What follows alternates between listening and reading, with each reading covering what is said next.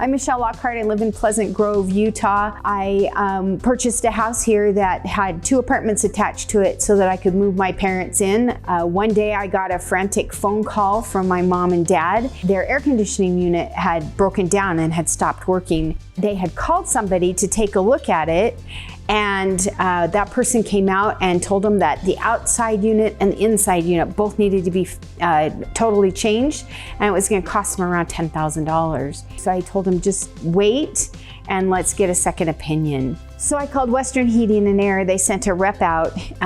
He was able to just do a minor fix. It cost a lot less, like substantially less than what was quoted.